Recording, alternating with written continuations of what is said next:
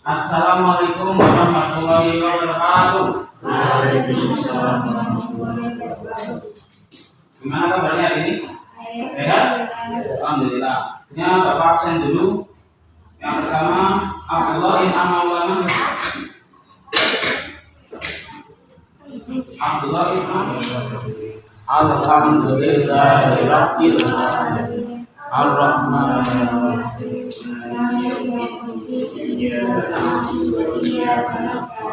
Kita sudah membahas terkait sejarahnya, siapa pendirinya. Masih ingat pendirinya siapa? Namanya? Pendiri Dakwah Abu Abbas. Abu Abbas siapa? As-Sofa. Terus kenapa kok dinamai Dakwah Abbasiyah? Abbasiyahnya diambil dari nama siapa? Nama Nabi namanya siapa? Abbas bin siapa mas? Oh bin Ali. Paman Nabi kok? Abbas bin siapa? Bin Abdul Muthalib. Kita akan membahas tentang kemajuan yang ada pada Daulah Bani Abbasiyah.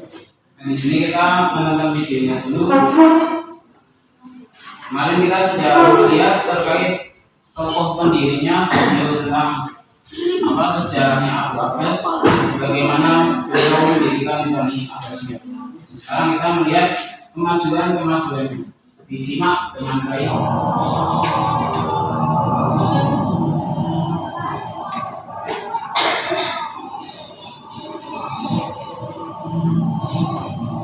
Dan memiliki otak yang cemerlang. Dia dinobatkan sebagai putra mahkota oleh kakaknya Abu Abbas As-Saffah. Ketika As-Saffah meninggal, Al-Mansur dilantik menjadi khalifah saat usianya 36 tahun. Al-Mansur seorang khalifah yang tegas, bijaksana, alim, berpikiran maju, baik budi dan pemberani. Dia tampil dengan gagah berani dan cerdik menyelesaikan berbagai persoalan pemerintahan yang dimakamkan di Makkah. Setelah dilantik menjadi khalifah tahun 136 Hijriah atau tahun 254 Masehi, Al-Mansur membenahi administrasi pemerintahan dan kebijakan politik. Dia menjadikan wazir sebagai koordinator kementerian. Wazir pertama yang diangkat bernama Ali bin Barak, berasal dari Bab, Persia. Al-Mansur juga membentuk lembaga protokoler negara, sekretaris negara, dan kepolisian negara, di samping membenahi angkatan presidensial, kota Malaysia, wilayah Cappadocia dan Sisilia pada tahun 756 hingga 758 Masehi. Total kapal tentaranya juga melintasi pegunungan Taurus dan mendekati Selat Bosporus. Selain itu, Al-Mansur membangun hubungan diplomatik dengan wilayah-wilayah di luar Persia Arabia. Dia membuat perjanjian yang Kaisar Konstantinus dan Muhammad harus selesai. Aneh apa? Mana yang pada itu dong. Murah. Sekarang sedikit penyampaian materi ya tentang bagi videonya.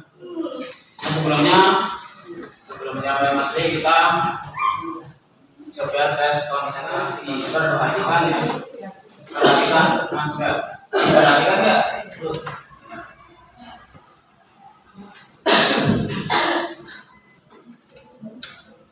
Apa perintahnya suruh apa? Mengucapkan warnanya bukan bahasa tulisan. Nah, hati-hati dulu. Siap ya? Yang cepat langsung kelamaan langsung merah gitu, jangan lama-lama. Nah gitu. Hijau. Lama jangan berarti langsung jawab penting. Jangan kasih jeda. Yang belakang kelihatan nggak?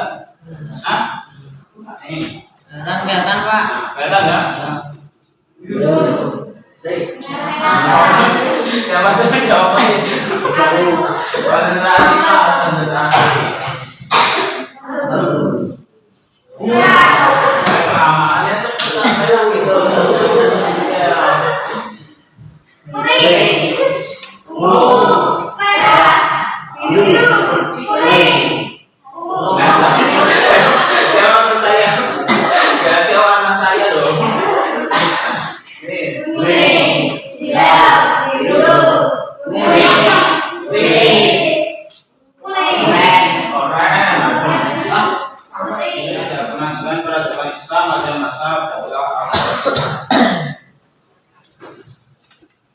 Yang pertama, kemajuan di bidang ilmu pengetahuan.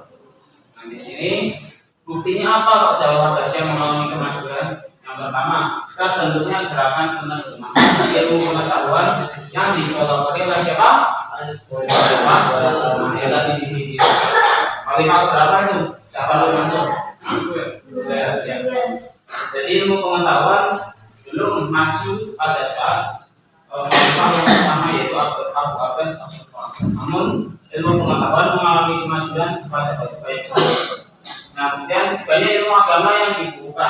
Tadi ilmu agamanya apa saja? Diterahipin gitu. Ilmu tafsir, terus ilmu fikih, terus ilmu hadis. Nah, kemudian akhirnya kegiatan penerjemahan buku ilmu pengetahuan yang berasal dari ilmu Islam. Nah, siapa tadi penerjemahnya? Ingat ya? Siapa? Tahu? Siapa mas penerjemahnya? Penerjemah ada masa siapa? Yang keras mas? Dia Abdullah bin Muqawqah. Beliau menerjemahkan buku bahasa asing. Itu bahasa apa saja itu? Bahasa asingnya. Bahasa apa?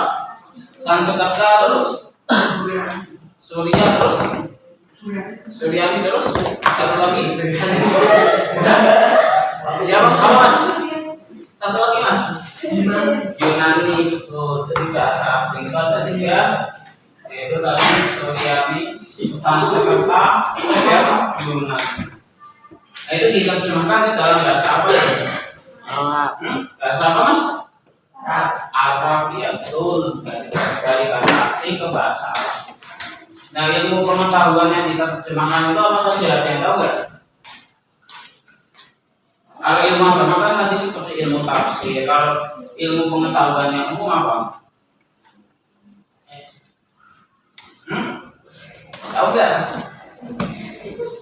Seperti ilmu astronomi, ilmu geografi, ilmu matematik, ditulis mana? Itu ilmu pengetahuan yang berasal dari luar. Ya, astronomi, matematik, ya, geografi, dan lain sebagainya. Lanjut, bukti yang kedua yaitu didirikannya rumah sakit, lembaga pendidikan dan perpustakaan. Yang disebut dengan apa perpustakaannya tadi?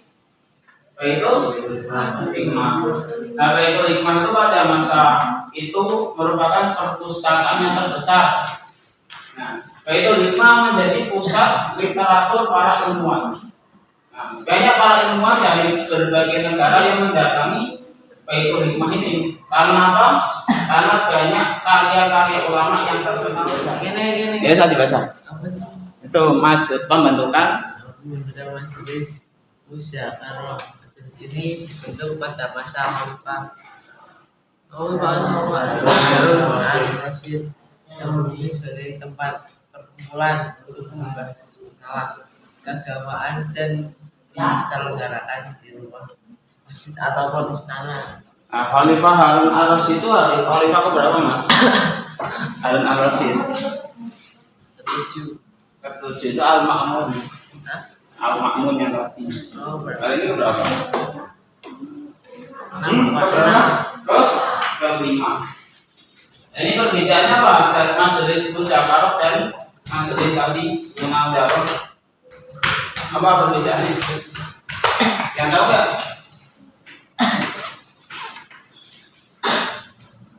Kalau majelis munadharah itu tempat berkumpulnya para ulama untuk membahas masalah ilmiah, masalah ilmu pengetahuan umum. Seperti tadi apa? Tadi apa ilmu pengetahuan umumnya? Selama ini terus geografi terus. Ya, kalau majelis musyawarah ini membahas ilmu agama. Apa saja tadi ilmu agamanya? Ilmu tafsir, hadis terus. Ya, seperti itu. Nah, di sini ada ilmu-ilmu yang berkembang dan tokoh-tokohnya. Ini ilmu hadis. Tokohnya yaitu Imam Bukhari, Imam Muslim dan imam lainnya. Imam Bukhari ini termasuk perawi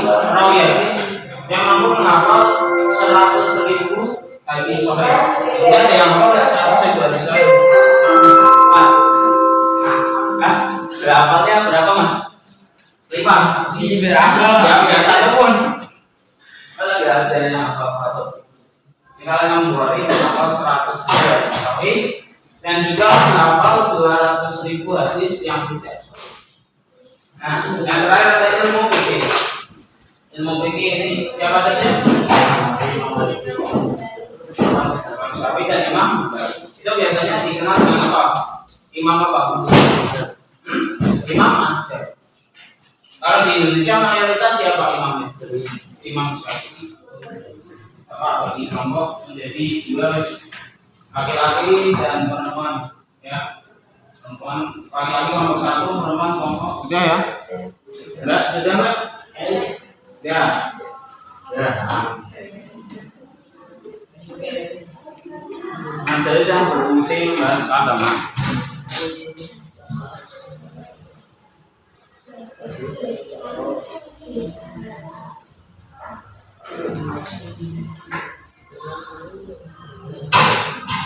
Ya.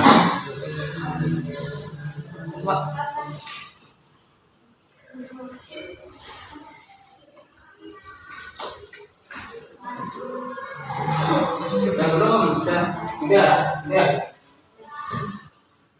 Toko hadis. Tapi yang di BPT. Di BPT. Oh. Hadis.